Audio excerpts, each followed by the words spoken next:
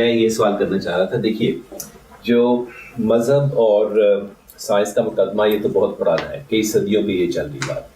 میں آپ کا ذاتی بھی جاننا چاہ رہا تھا کہ آپ ان دو چیزوں کو انہیرنٹلی ایک دوسرے کی ضد سمجھتے ہیں کہ جہاں پہ سائنس ہے وہاں پہ مذہب نہیں ہو سکتا، یا یہ دو چیزیں ریکنسائل بھی ہو سکتی ہیں آپ کے ذہن میں؟ اور کس حد تک آپ سمجھتے ہیں اگر ایک دوسرے کی ضد ہے تو ہمیں یعنی کہ سائنس کی کسوٹی پہ کس حد تک مذہب کو پرکھنا چاہیے؟ کیونکہ اس ایکسرسائز میں نے دیکھا ہے بہت سارے لوگ جو ہیں وہ مطلب مذہب سے کافی دور بھی ہو جاتے ہیں. تو میں یہ جاننا چاہ رہا ہوں. دیکھیے ضد تو وہ تب ہوں کہ جب دونوں ایک ہی سوال کا الگ الگ جواب دے رہے ہوں. تو سائنس نے کبھی یہ دعویٰ کیا ہو کہ ہم آپ کو اس مابعد طبیعتی سوالوں کا جواب دیتے ہیں، تو تب تو میں جا کر مذہب کو اس کے مقابلے میں کھڑا کروں کہ بھئی ایک سوال کے دو جوابات میرے پاس آ رہے ہیں اور دونوں باہم متضاد ہیں، تو اب آپ ان میں فیصلہ کرتے ہیں کہ کس کا جواب ٹھیک ہے.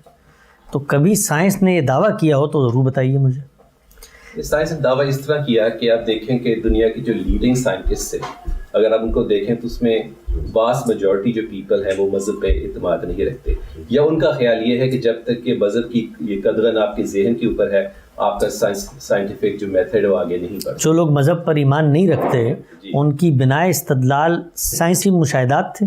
جو سائنسدان جن لوگوں نے مثلا خدا کا انکار کیا، بہت سارے سائنسدان میں آپ کو گنوا سکتا ہوں جنہوں نے خدا کا اقرار کیا، تو اس کو کیا اس بات کے حق میں پیش کروں میں کہ سائنس کے ہونے کے باوجود انہوں نے خدا کا اقرار کیا اس لیے سائنس خدا کے اقرار پہ آمادہ کرتی ہے. جنہوں نے انکار کیا ان کی بنا استدلال کا مطلب یہ ہوتا ہے کہ جو آرگومنٹ کی فاؤنڈیشن ہے وہ یہ تھی کہ مثلا ایڈیسن نے بلب ایجاد کر لیا، یا الیکٹران ایجاد ہو گیا، یا گیلیلیو نے کوئی فیصلہ کر لیا، یا نیوٹن نے گریوٹی کا لا دریافت کر لیا، یا آئنسٹائن نے ریلیٹیوٹی کی بات کر لی، تو کہا کہ اب اس کے نتیجے میں چونکہ تھیوری آف ریلیٹیوٹی دریافت ہو گئی، چونکہ گریوٹی دریافت ہو گئی ہے، اب میں خدا کا انکار کر رہا ہوں. کیا یعنی سائنسدانوں نے خدا کا انکار کیا؟ تو ایک اسٹیٹمنٹ ہے نا.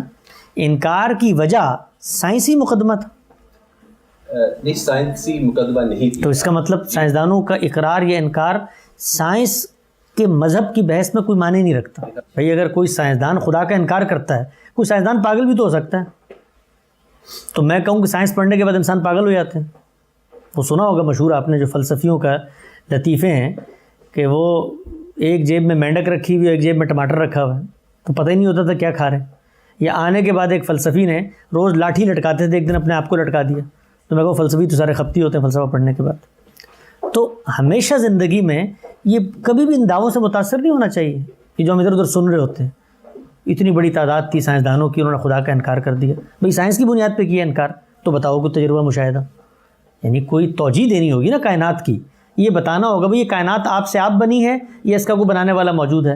آپ سے آپ بنی ہے تو کائنات کو آپ نے خدا مان لیا، تو خدا کا تو انکار کیا ہی نہیں.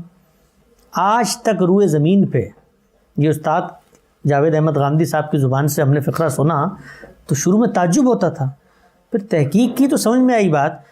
پوری زمین کے اوپر ایک شخص نہیں ہے آج تک جو خدا کا انکار کرتا ہو.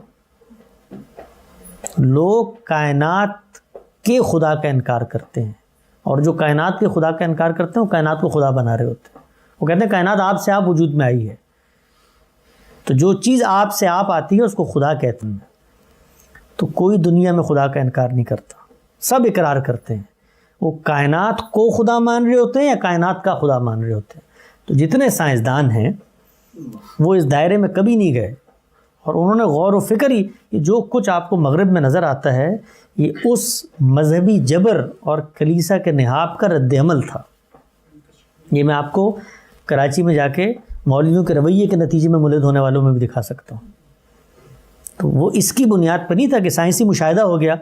وہ تو سائنس کا پورا علم جب ساری فلسفے کی تھیوریز سے آگے بڑھا ہے تو یہ مان کر مادے کے مشاہدے پہ گیا ہے کہ یار ان کا تو جواب ہی نہیں تلاش کر سکتے ہم.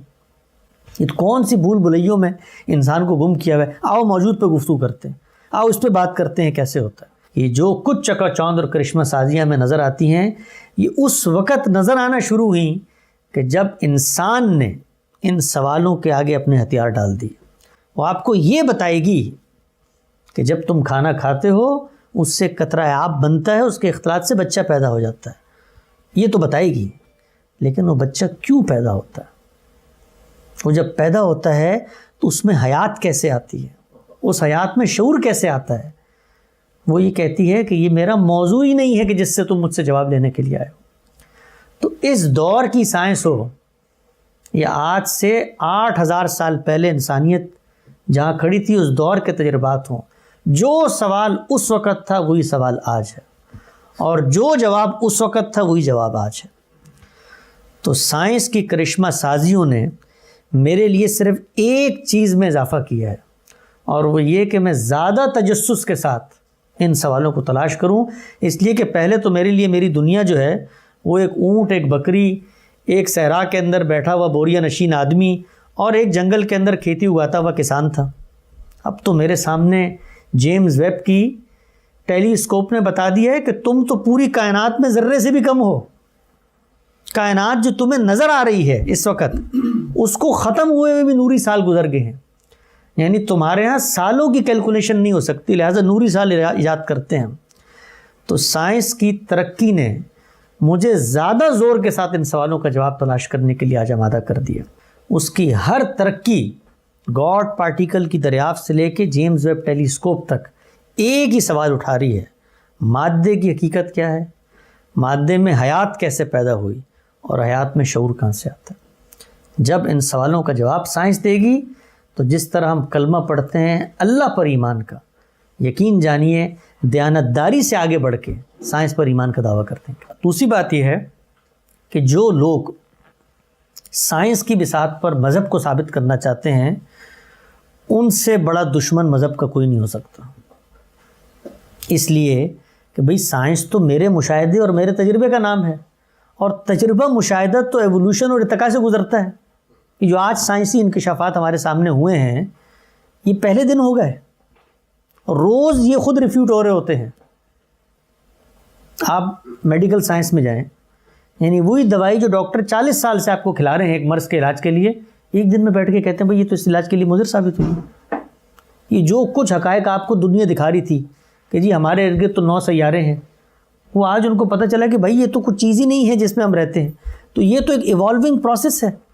تو وہ مذہب کو اس جگہ پر لا کر کھڑا کر دیتے ہیں کہ جہاں روز انسان آگے اس کو ٹھوکر مار کے فٹ بال کی طرف پھینک سکتا ہے، کیونکہ سائنس نے تو ایوالو ہونا ہے۔ تو مذہب اور سائنس یہ دو الگ الگ سوالوں کے جواب دے رہے ہیں، اس لیے ان کے مابین مقابلے کا کوئی امکان ہی نہیں پیدا ہوتا۔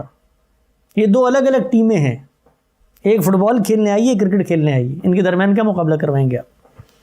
تو جو لوگ یہ مقابلہ کرواتے ہیں وہ مذہب کے ساتھ دشمنی کرتے ہیں، اور مذہب کو جو ادھر کھڑا ہوا تھا ان تمام ذرائع علم سے ماورا ایک چوتھا ذریعہ علم، اس کو لا کر یوں انسان کے تجربے اور مشاہدے کی جھولی میں ڈال دیتے ہیں۔ تو قرآن مجید نہ سائنس بیان کرنے کے لیے آیا ہے، نہ یہ بیان کرنے کے لیے آیا ہے کہ کائنات میں ترقی کیسے ہوتی ہے، نہ یہ بیان کرنے کے لیے آیا ہے کہ معیشت کیسے بہتر ہوتی ہے، نہ یہ بیان کرنے کے لیے آیا ہے کہ جہاز کیسے بنتے ہیں، نہ ایٹم بم کیسے بنتا ہے۔ وہ بیان کرنے کے لیے آیا مرنے کے بعد کیا ہوگا۔ سائنس بیان کرتی ہے کہ جینا کیسے ہے، اس کے لیے ذرائع بتاتی ہوں میں تمہیں۔ تو ان دونوں کی الگ الگ شاہراہیں ہیں، جو ان کو ملاتا ہے وہ اصل میں علم کے ساتھ زیادتی کرتا ہے، سائنس کے ساتھ بھی زیادتی کرتا ہے، مذہب کے ساتھ بھی زیادتی کرتا ہے۔